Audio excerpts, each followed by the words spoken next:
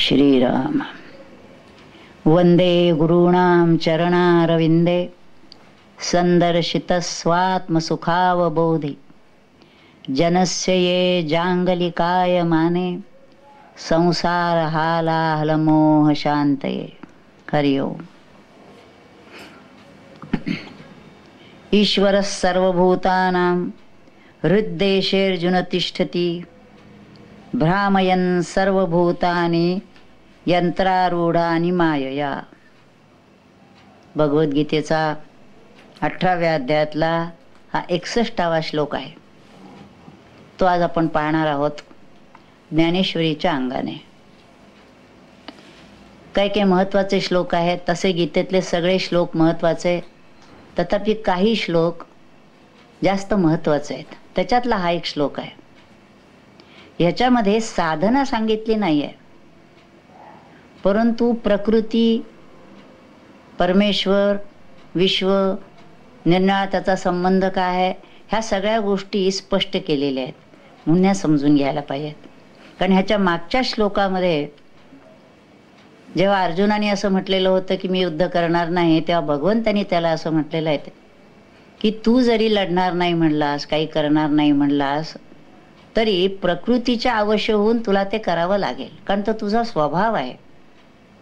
तर हा स्वभाव जो आहे हा कसा बनतो आणि त्या स्वभावाच्या अधीन होऊन प्रत्येक प्राणी मात्र कसं काम करत असतं, या सगळ्याचा उलगडा ह्याच्यामध्ये केलेला आहे. तर त्याच्यातल्या ओळ्या आपण थोड्या थोड्या बघूया. पण त्याच्यात मूळ कल्पना जी आहे ती प्रथम आपण समजावून घेतली म्हणजे ह्या ओव्यांचा अर्थ लागणं सोपं होईल. ह्याच्यात त्यांनी जे म्हटलंय पहिल्यांदा, ईश्वर सर्वभूतानां हृद्देशे अर्जुन तिष्ठती. अर्जुना, हा ईश्वर जो आहे, परमेश्वर, परमात्मा आपण जो म्हणतो, तो सर्व भूतमात्रांच्या हृदयात तिष्ठती म्हणजे राहिलेला आहे. येतो जातो नाहीये, तिथं येणं जाणं नाही आहे. तो अखंडच प्रत्येक प्राणीमात्राच्या अंतःकरणात, हृदयात राहिलेला आहे. आणि तो काय करतोय, भ्रामयन् सर्वभूतानि यंत्रारूढानि मायया. तो आपल्या अचिंत्य अशा शक्तीनं, मायेनं प्रत्येक भूतमात्राला यंत्रावर आरूढ करून त्याला फिरवतो, देह यंत्रावर. ह्याच्यात लक्षात असं घेतलं पाहिजे, एक देह यंत्र आहे, त्याच्यावर आरूढ होणारा जीव आहे, आणि त्या सगळ्याची सूत्र ज्या परमात्म्याच्या हातात आहे तो परमात्मा आहे. तो परमात्मा कसा आहे, त्याचं स्वरूप काय आहे ते प्रथम सांगितलेलं आहे. आणि तो प्रकृतीला ताब्यात घेऊन त्या प्रकृतीकडून कशी कशी कर्म घडत जातात, तो जीव कशाच्या अधीन होतो आणि त्यामुळे जीवभावाला येतो, याचं विवरण यात केलेलं आहे.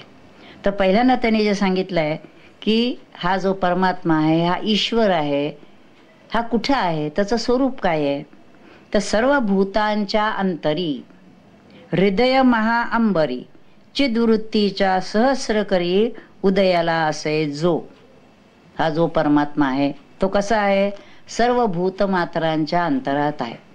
सर्व भूतमात्रा आहे त्याच्यामध्ये, म्हणजे केवळ मनुष्य मात्र म्हटलेलं नाही, प्रत्येक प्राणी मात्राच्या, या प्रत्येक प्राणी मात्राच्या अंतरात, हृदयात महाअंबरी कसा आहे, चिदवृत्तीच्या सहस्रकरी उदयाला. हा चित सूर्य आहे. तो आपल्या, हा परमात्मा हा जो सूर्य आहे, हा चित्तवृत्तीच्या म्हणजे ज्ञानवृत्तीच्या सहस्रकरांनी उदयाला आहे. म्हणजे तो आत आहे, प्रकाशित झालेला आहे, आणि त्याची सहस्र किरणं म्हणजे ह्या ज्ञानवृत्ती आहेत. ह्या सहस्र किरणांनी तो त्या देहाला प्रकाशित करतोय. देह कुणाचाही असो, पण त्याला प्रकाशित करणारा जो आहे तो हा ईश्वर प्रत्येकाच्या हृदयात, अंतःकरणात वास करून आहे. काय करतो तिथं राहून तो, अवस्थात्रय तिन्ही लोक प्रकाशूनी अशेख अन्यथा दृष्टी पांथिक चेवविले. तिथं तो नुसता आहे.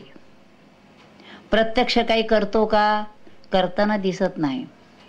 सूर्य जसा नुसता आकाशात आहे, त्याच्या नुसत्या असण्याने सगळ्याला उष्णता आणि प्रकाश मिळत असते. तसं ह्या परमेश्वराचं, ह्या ईश्वराचं नुसतं अस्तित्व तिथं आहे, अधिष्ठान आहे. आणि ते काय करतं तर अवस्थात्रय तिन्ही लोक प्रकाशुनी, जागृती, स्वप्न आणि सुषुप्ती, या तीन ज्या अवस्था आहेत देहावर येणाऱ्या आहेत, या तिन्ही अवस्थांना तो प्रकाशित करतो. जागृतीच्या वेळेला तर आपल्याला कळतंच जीवाला काय चाललंय, काय बोलतोय, काय पाहतोय, काय करतोय, प्रत्येक कृती त्याला कळत असते.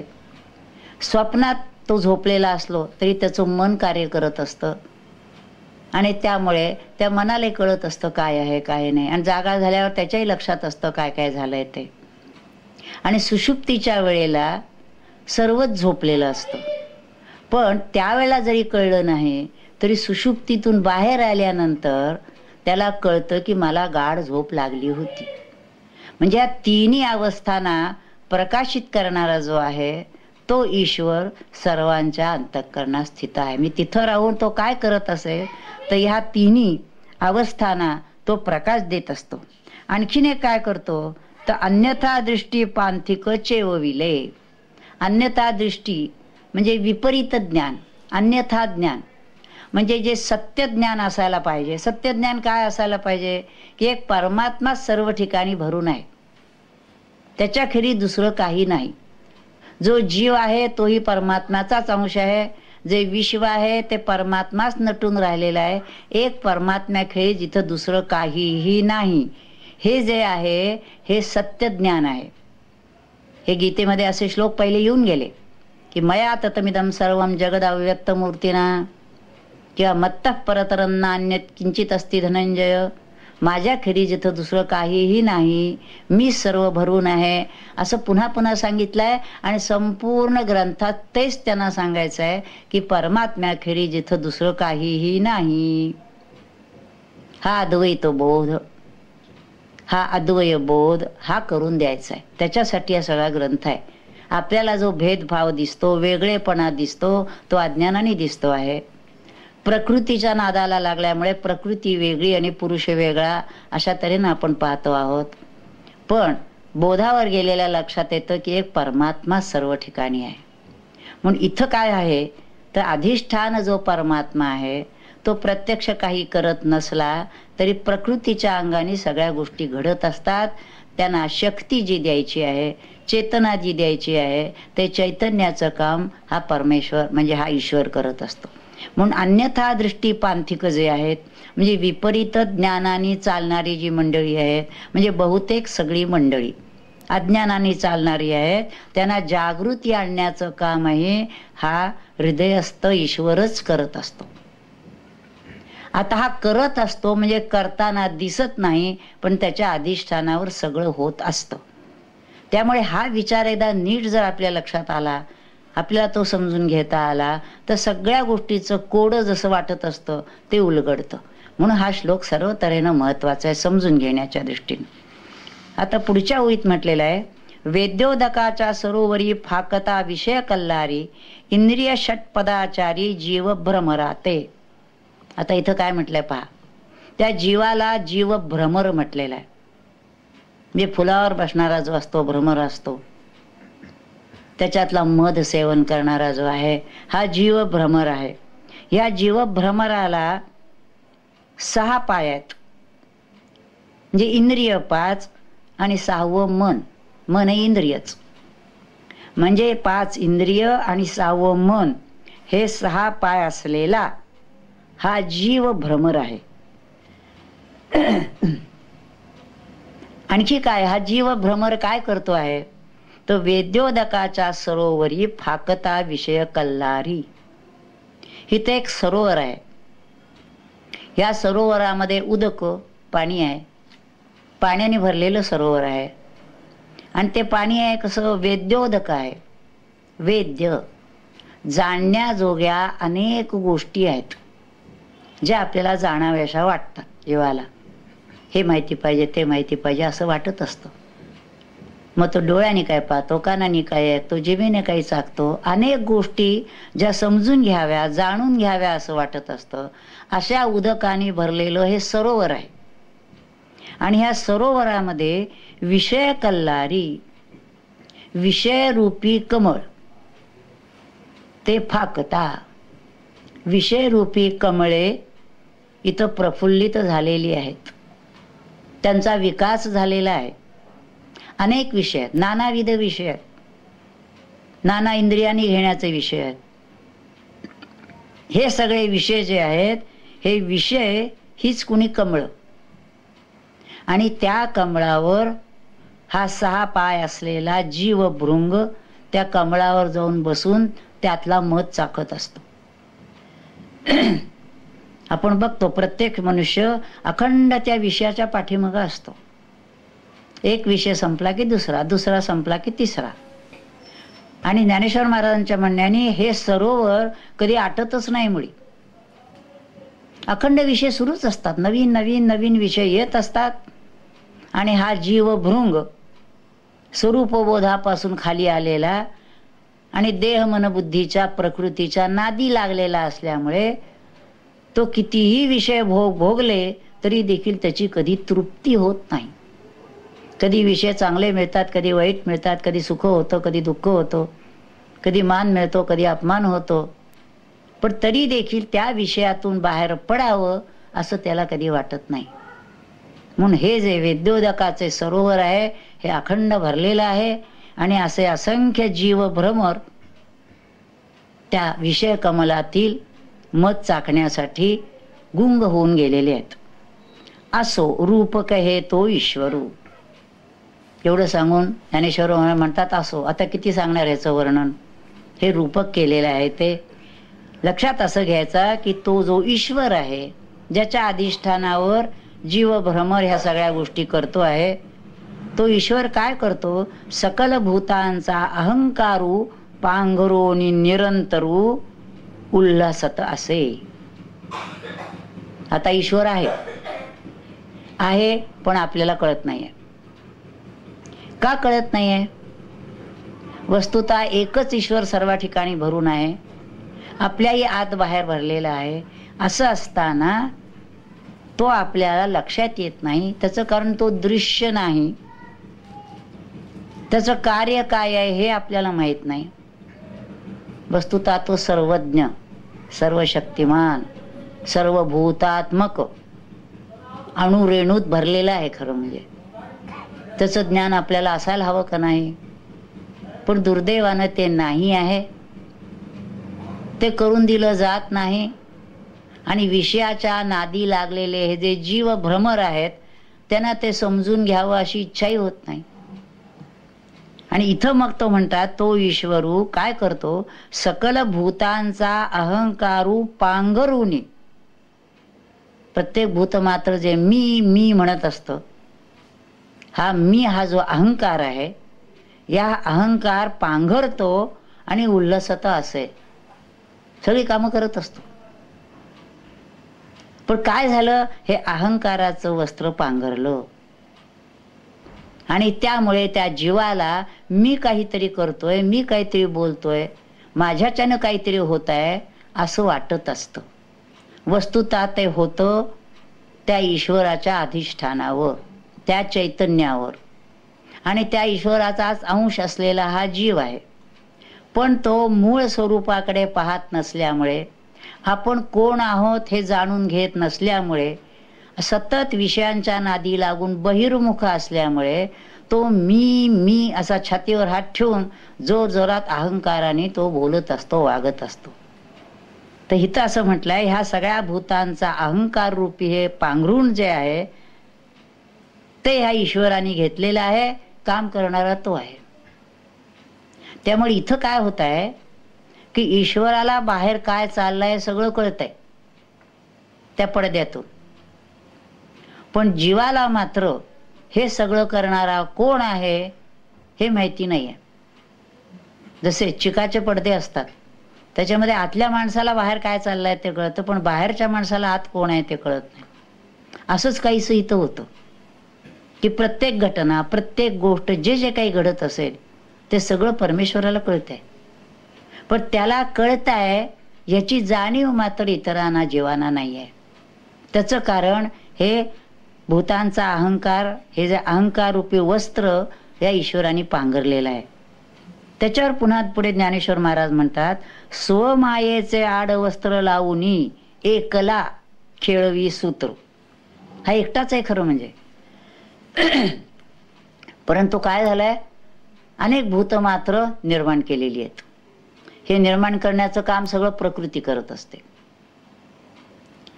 म्हणजे या ईश्वराच्या अधिष्ठानावर प्रकृती वास्तविक तिला मूळ चैतन्य नाही, पण ह्या चैतन्याच्या अधिष्ठानावर प्रकृती हा सगळा व्याप घालत असते. विश्वाचा सगळा व्याप प्रकृती घालते, म्हणजे त्याला माया असं म्हटलेलं आहे.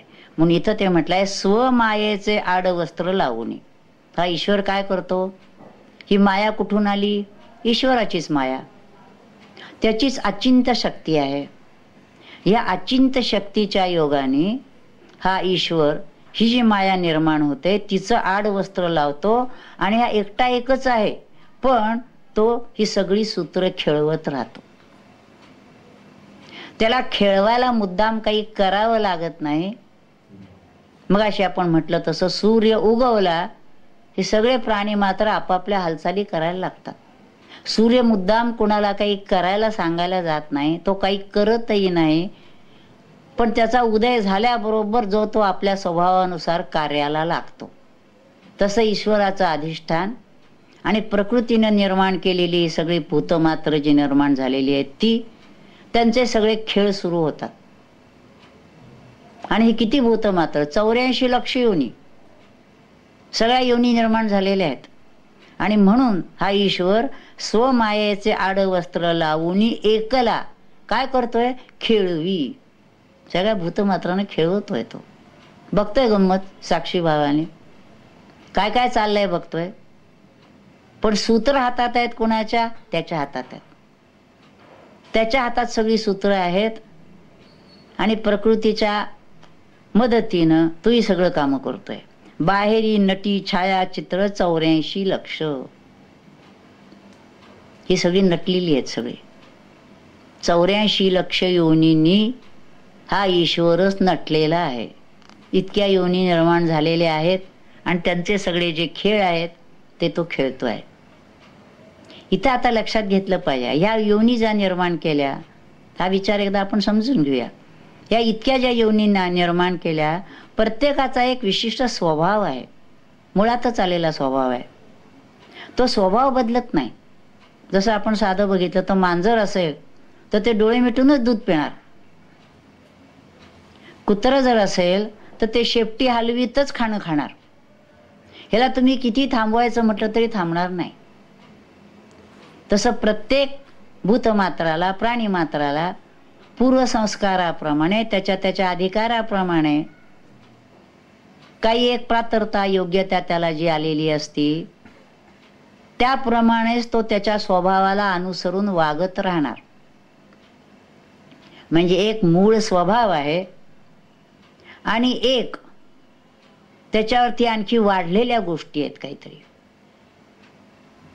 त्या जन्मात त्यांनी ज्या काही मिळवलेल्या गोष्टी आहेत, मनाच्या, पैशाच्या, हा जो बाहेर ज्याला स्थूल अहंकार आपण असं म्हणतो, हा जो आहे हा मिळवलेला साधनेने कमी करता येतो.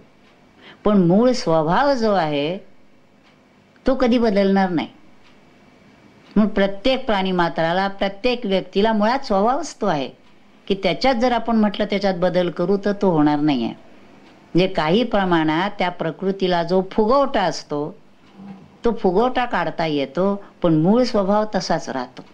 त्याचं विवरण करताना पुढे म्हणतात ते पहा, तया ब्रह्मादी कीटांता अशेषाही भूत जाता.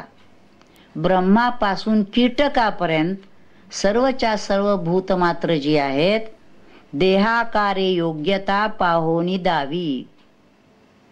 आता त्या जीवाला कोणता देह द्यायचा, त्याच्या योग्यतेप्रमाणे तो देह त्या जीवाला मिळत असतो. म्हणजे नेहमी म्हटलं जातं की पूर्वसंस्कार काय आहेत त्याप्रमाणे त्याला पुढचा जन्म येत असतो.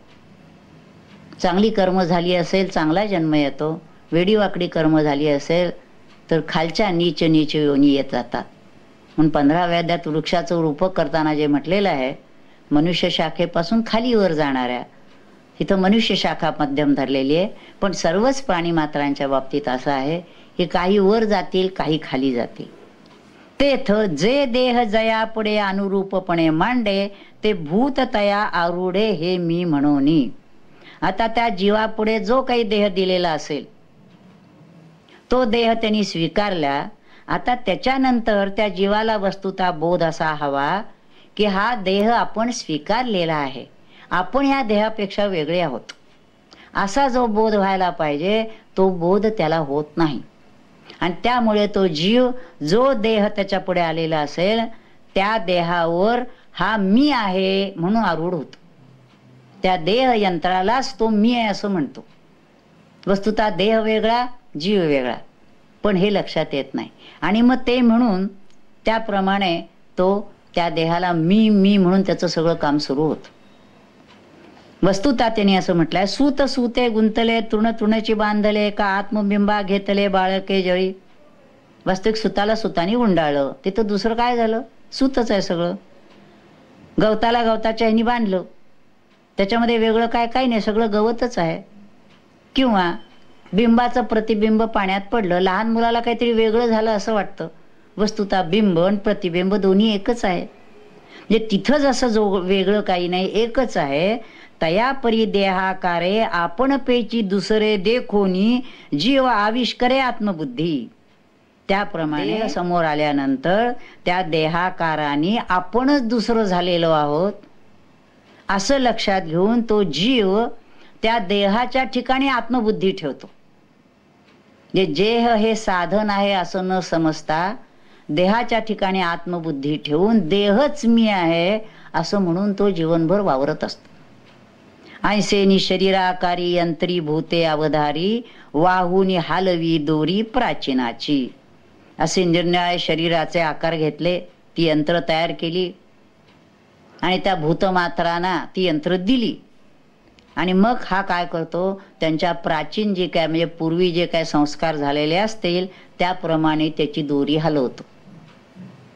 म्हणजे असं जे नेहमी प्रश्न विचारला, तो भगवंत सगळं करतो ना, मग फेरफार का, हा असा वागतो तो तसा वागतो, हा सुष्ट दुष्ट चांगला वाईट असं का होतं? त्याचं कारण त्याचे जे जन्मजन्माचे संस्कार असतात त्याप्रमाणे त्याची देहबुद्धी ते यंत्र तयार झालेलं असतं आणि ते फक्त ह्या चैतन्यावर त्या त्या संस्काराला धरून आपापलं काम करत असतं. म्हणून तेथ जया जे कर्मसूत्र मांडून ठेविले स्वतंत्र, ते तिये गती पात्र होची लागे. आणि त्यामुळे ज्याची ज्याची पूर्वीची कर्म असतील त्या कर्माची सूत्र मांडून ठेवली, त्या सूत्राला धरून प्रत्येक प्राणी मात्र स्वतंत्रपणाने वागत असतो. एकासारखा दुसरा वागत नाही, एकाचा स्वभाव दुसऱ्यासारखा नाही. हा जो फरक असतो त्याचं कारण त्याची जी पूर्वीचे संस्कार, पूर्वीचं कर्म त्या कर्माला बांधलेला असतो आणि त्या त्या गतीला तो पात्र होतो. जे काही ह्या जन्मात केलेलं असेल त्याप्रमाणे गती त्याला मिळते, तसा देह त्याला मिळतो आणि त्याप्रमाणे तो काम करत राहतो. किंबहुना धनुर्धरा भूता ते सर्व संसारा माझी भोवंडी, तृणे वारा आकाशी जैसा. म्हणजे हा कसा आपोआप त्याच्यामध्ये वाहायला जातो, ह्याच्यासाठी त्यांनी उदाहरण म्हटलेलं आहे की वाऱ्यामुळे जशी एखादी गवताची वाळलेली काडी असेल ती आकाशात जशी भोंडत राहते, जसा वारा येईल त्याप्रमाणे फिरत राहते, तिला स्वतःचं अस्तित्व काही नाही, तिला स्वतःचं स्वातंत्र्य काही नाही. त्याप्रमाणे हे जे भूतमात्र असतात ते स्वर्ग संसारामध्ये फिरत राहतात. चांगलं कर्म केलं स्वर्गापर्यंत जातो, वेडं वाकडं केलं खाली येतो, नरकापर्यंत जातो. हे त्याचं जे फिरणं सगळं आहे ते त्याच्या कर्माप्रमाणे फिरत असतो. त्याला त्यांनी उदाहरण दिलंय, भ्रामकाचे निसंगे जैसे लोहो वेढा रिगे, तैसी ईश्वर सत्ता योगे चेष्टती भूते. लोह चुंबक ठेवलेला असला, जे त्याचे जे लोहखंडाचे कण असतील ते लोहचुंबकाप्रमाणे त्याच्या पुढे टाचण्या ठेवल्या तर ते जशा इकडं तिकडं लोहचुंबकानुसार फिरतात, तसा हा जीव, ही भूत मात्र त्याच्या त्याच्या कर्माला अनुसरून खाली वर इकडे तिकडे त्या गतीने ते फिरत असतात. जैसे चेष्टा आपुलिया समुद्राधिक धनंजया, चेष्टती चंद्राची सन्निधी एकी. त्याला त्यांनी असं उदाहरण दिलं आहे की चंद्र उगवतो, आकाशात चंद्र उगवलेला आहे, तो स्वतः काहीही करत नाही. पण चंद्र उगवल्यावर काय काय गोष्टी घडतात बघण्याजोग्या आहेत. चंद्राच्या सान्निध्यात म्हणजे चंद्राचा उगवण्यावर काय काय होतं. तया सिंधू भरिते ताटे, सागराला भरती येते. सोमकांताला पाझर फुटतो. कुमुदा चकोरांचा फिटे संकोचुतो. आणि चंद्र विकासी कमळं जी आहेत ती विकासतात. म्हणजे चंद्र आहे आकाशात, पण सागराला भरती येते, सोमकांत पाझरतो. अशा सगळ्या ज्या गोष्टी होतात तशा तैसी बीज प्रकृती वशे अनेके भूते एके ईशे चेष्ट बीजती तो असे तुझ्या हृदयी. तसं त्या भूतमात्रांची बीज मुळात जी त्याची प्रकृती असेल त्याला अनुसरून अनेक भूतमात्र एकच परमेश्वर त्यांना चेष्टवितो म्हणजे त्यांना खेळवतो. तोच ईश्वर तुझ्या हृदयात आहे.